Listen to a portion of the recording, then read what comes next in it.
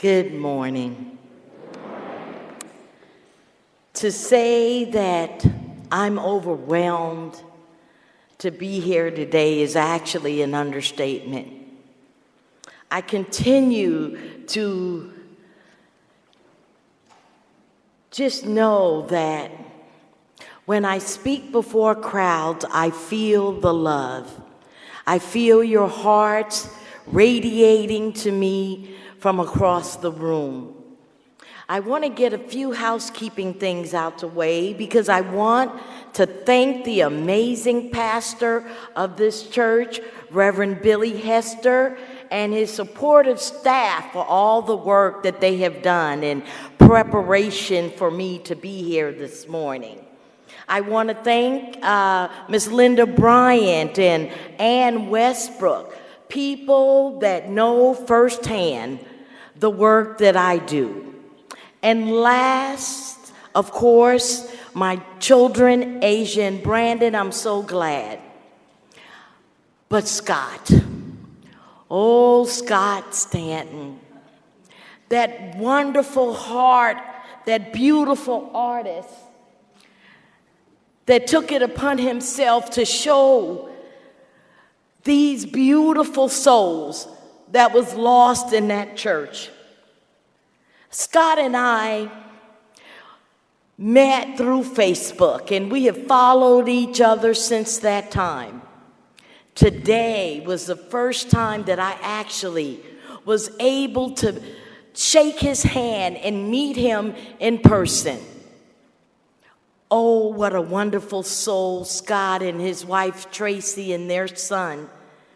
To be people of creativity, to speak words that we need to hear through his art. So I want to thank you, Scott, wherever you're sitting. I see you back there so much for the wonderful work that you do.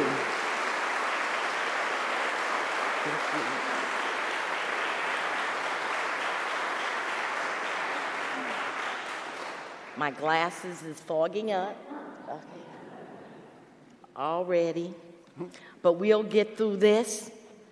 I'm a very emotional speaker, so if I have to kind of stop and wipe my eyes, we'll just go along, okay? I'm a proud daughter of the American South, a true Geechee girl from the Carolinas. My heritage has shaped me into the woman of faith that I am today.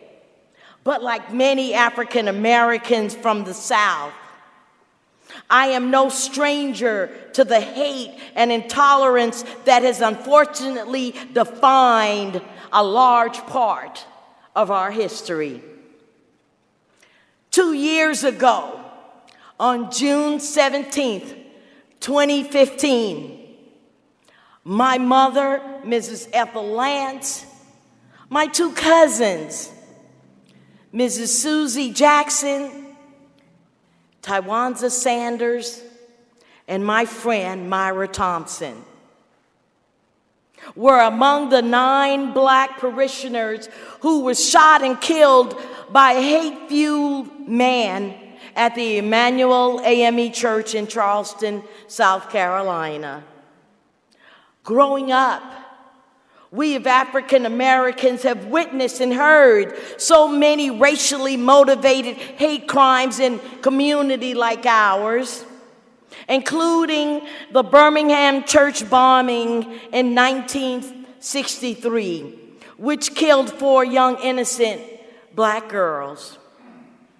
Never in my life did I think our country would return to such unspeakable acts of violence and intolerance.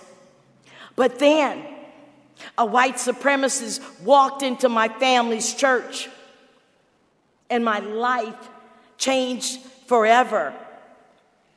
It is this reason that I must speak out about the many races who's descended upon our country, but most recently descended upon Charlottesville, Virginia, to voice their bigoted beliefs and lash out and violence. You see, there is a direct correlation between the violence and racism in Charlottesville and the hate-fueled gun violence that happened in Charleston. And until we put systematic racism in this country where it needs to be, not ever being grown, not ever being cultivated, Black Americans will continually to be disproportionately the bearers of the devastating effects of gun violence in America. I stand here today as an accidental activist. An accidental activist is someone who finds themselves in a life-altering experience and spring into action for specific causes or issues as a result of their tragedies. Not every activist starts out with the goal of changing the world. Some of us, like me, it has shaped our lives by chance, quirks of timing and strange coincidences, or death through violence. Our unwillingness or simple inability to fully ignore the horrors perpetuated against us is daunting. But for some of us who journey through this kind of intense grief, find ourselves with a new purpose in life, some of us use our voices to invoke change. It's been 2 years. Some days it feels like it happened only yesterday. But you see, on that Wednesday night, a 21-year-old white young man decided that that would be the day that he would go into Emanuel African Methodist Church to shoot and kill as many people as he could.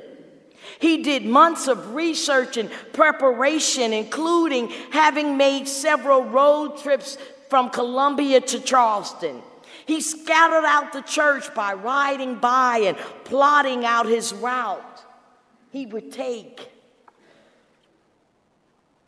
On that day, my family members and the others were attending the AME's church regular quarterly conference on that particular Wednesday night.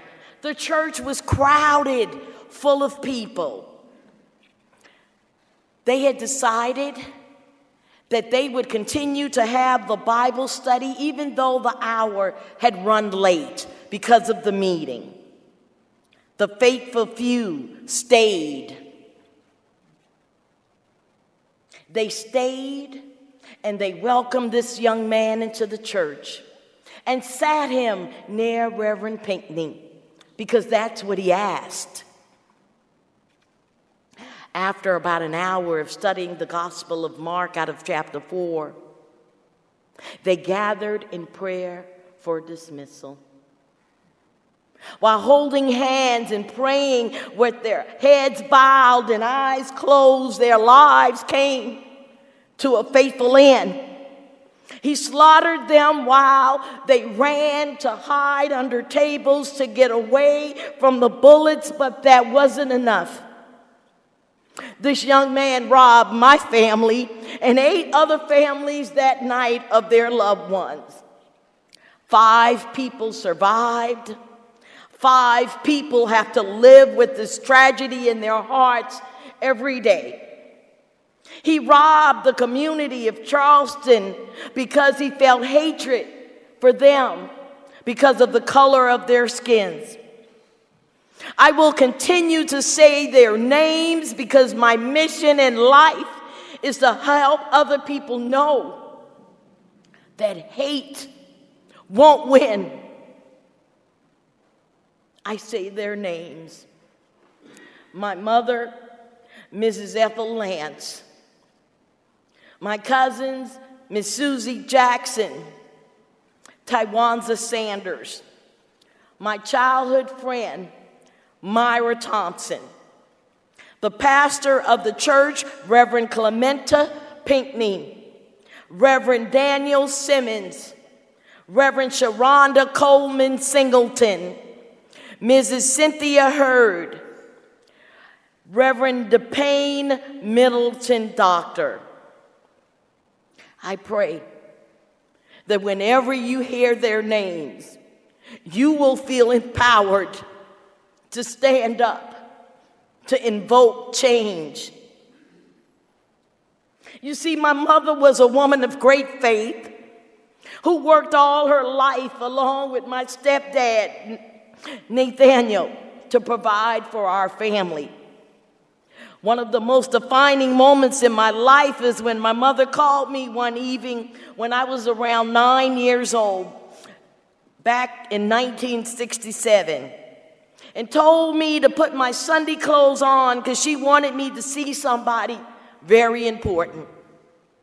You see, Reverend Dr. Martin Luther King was speaking in Charleston at the county hall that night. I did what she told me, and I walked through the neighborhood to get there because, you see, during that time, a young girl could walk through the neighborhood and get where she needed to go because that was the time that we lived in. I made it there, and she settled me in the back, out of the way. I couldn't see what was going on, but I can hear Dr. Martin Luther King's voice. His voice sounded like God to me. In my young mind, then I knew that I wanted to be able to speak like him, that I would stand up in front of a crowd of people and they would want to hear what I had to say.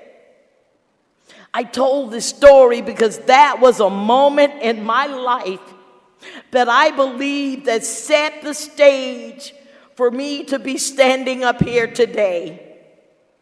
This little old Geechee girl who was chosen a long time ago for such a time as this. We have instances and moments in our lives, even when we're young, that causes us to follow that. Even though we might not understand what that was about at that time, if we really look back at our lives, we could figure out it was during that time when God touched me. My mother encouraged all her children to pursue higher education because, you see, during that time, she didn't finish high school. But as an older adult, she returned to an adult night school at the same high school that I attended during the day. Mama received her high school diploma the same year that I received mine.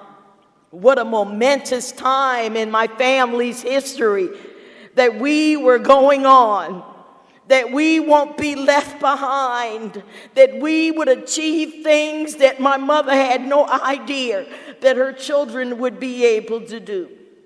Even though there was 5 of us, 2 of us went on to graduate from college, and I think that's a pretty good odd, huh?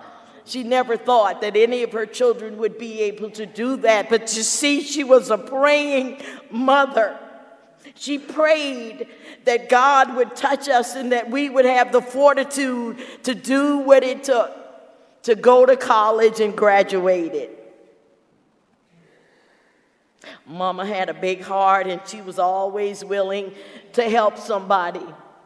She loved to find perfumes and she loved dancing to James Brown. She kept her house clean and spotless. She had a very strict work ethic. Mama was just a no-nonsense kind of woman. How do we pick up the pieces of our lives that's been shattered? One of the ways that started on that mending is when we had to attend the federal trial. There had been several delays, so the families had all been anxious because we didn't know what we would face. We spent days on sitting in that courtroom, listening and seeing every piece of evidence they had against this evil person. How do you get the images out of your minds of their broken bodies? Watching the crime scene pictures, reading the autopsy reports, watching the video of him confessing, just on and on. We had to relive these things in court. But even though it was horrific, that was part of moving forward. That was part of him being able to get what the justice system would give him. When I had the opportunity to address him in court through our victim's statement, this is what I said to him. I pray those 9 angels will visit you every night in your cell, and that they would have Bible study with you. And before your life is over, I pray that you will call on the name of Jesus and ask him to have mercy on your soul.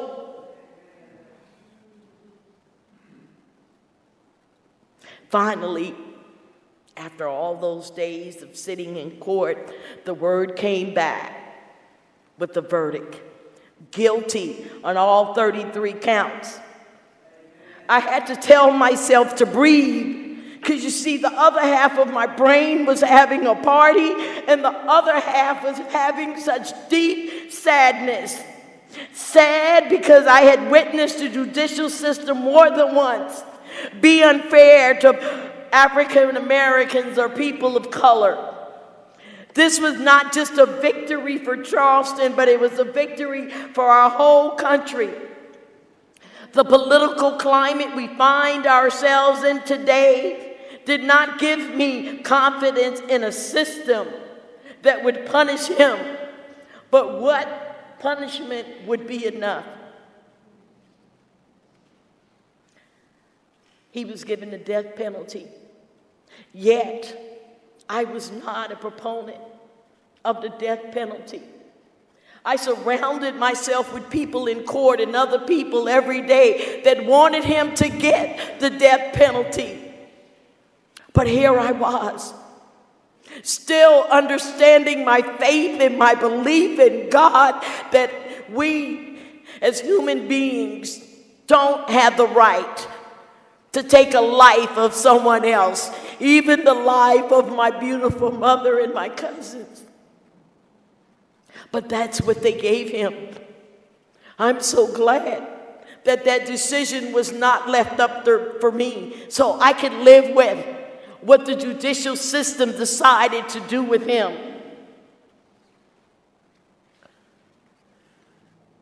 Here we are.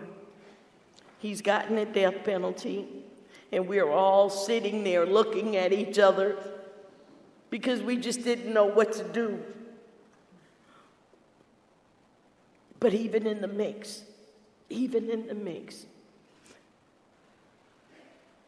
there was peace. It was peace. I thank God for his grace and his mercy.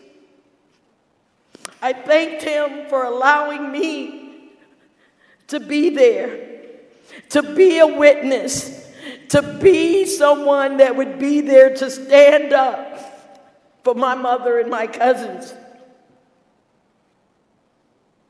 It was then, in that courtroom, that I finally knew in my heart that they were gone.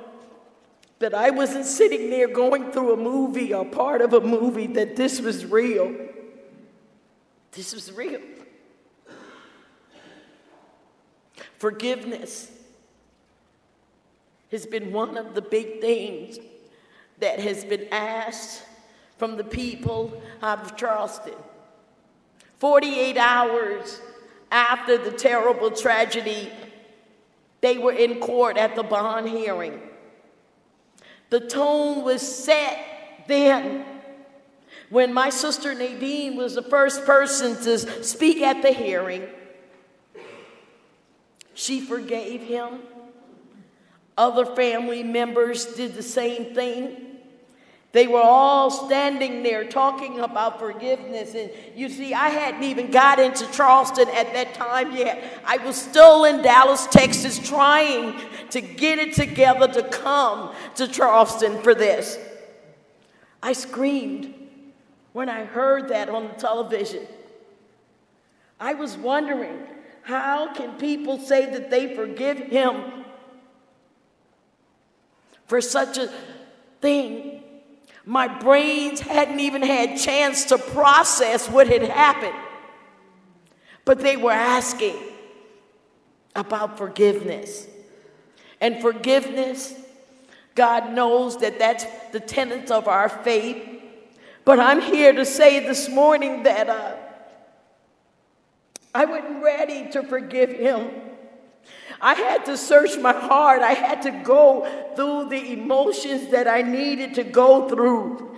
I couldn't understand that I needed to forgive him at that time. I knew that the God that I worshiped, the God that I had my faith in, would allow me the opportunity to go forth with my feelings. I was not going to feel like God didn't love me because I did not forgive this man at that time. I've wrestled with forgiveness. I've wrestled with that. And with God's help, I've come to the conclusion that I will go the road that I need to go. My feelings of anger and pain is not so much readily at the top, but I still feel God is still working on me, and I'm going to allow God to do that. So I say to you this morning, yes, we forgive, but allow yourself the opportunity to feel what you feel. You don't have to say you forgive someone because it sounds good or the sound bite sounds good. Know that God will love you the more because you know what you feel. I was at church a couple of months ago. The music was awesome and the preacher was on a roll. And then he started to talk about forgiveness.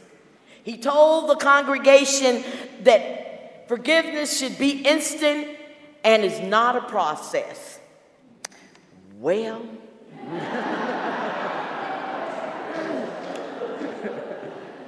if I was a rocket, I would have shot out of my seat. I couldn't believe what I was hearing. I wanted to ask him, well, what about the people like me that are struggling to get there? What about people that know that forgiveness is a very heavy spiritual act and it should not be taken lightly? I wanted others to know that you can empower yourself to speak your truth, articulate how you truly feel. Total forgiveness, I know, will come because I'm God's child and I want God's purpose in my life. And that forgiveness is one of the purposes that I know. But I'm going to continue to let God work and use me. And when I'm finally straight in my heart, I could say I forgive him, but that'll be between me and God because I don't have to make that public. It's just between me and God. I know too well how quickly hate becomes deadly when it's armed. I know firsthand how dangerous it is to ignore someone who abuses the Second Amendment for intimidation, like what we had in Charlottesville this past week. We cannot afford to shut our eyes and ears when hate approaches our doorstep. Since my mother and cousin's death, I have devoted my life to being an advocate for gun violence prevention. In the days following their death, I found my previous work as a trauma chaplain did not equip me to handle my own traumatic event in my life. In my exploration for understanding, I began to pay attention to how lax our policies are, especially those surrounding gun violence. How it played a part in hate and cutting short the lives of those beautiful 9 people at Mother Emanuel. As a black woman, I know that it will take a mighty, powerful lift for America to begin doing work to heal the racial strife that has threatened and hurt so many of our communities. And while I know our laws can only do so much to overcome this generational curse, I am determined to advocate for policy changes that can help protect our vulnerable community, our young people that are being killed every day because people are not responsible. People that are filled with hate and malice use their guns as a weapon.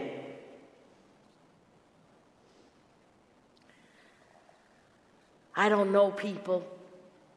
I don't know the answer to this, but I do know that as people of God, we are called to stand up against such hate, that we are to stand up for people we don't know.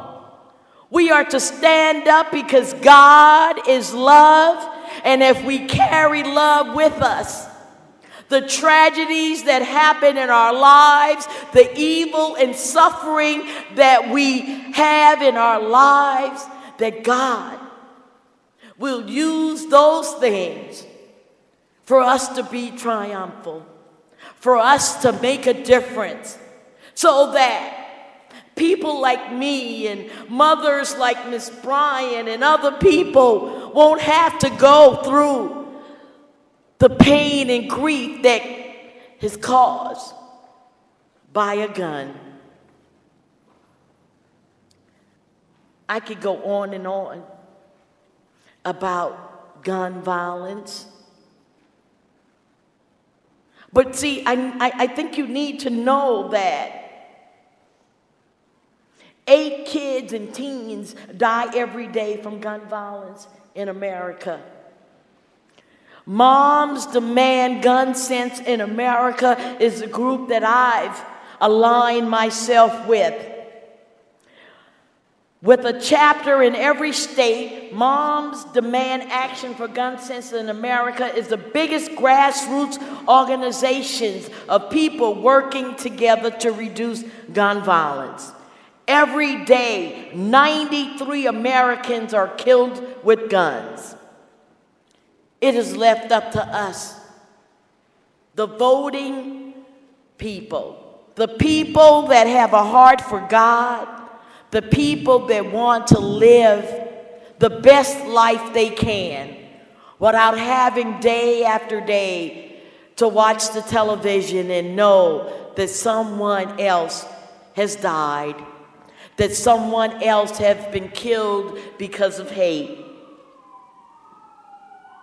In concluding, this journey has taken me to places I never dreamed I would be. Talking to people like you who are willing to hear what I have to say. There comes a time in all our lives where we will face some challenging experience in our lives. How we decide to accept and press on forward will define who we are. I didn't ask for this journey I'm on. I would rather not be standing up here sharing this with you, but here I am. We have marched, we have cried, but Charlottesville reminds us it's time to act. We cannot wait a moment longer. The call to action is upon us. I pray that your heart will move you to become more aware, to become involved. Use this day as a catalyst for change, and remember, hate won't win. To God be the glory. Amen.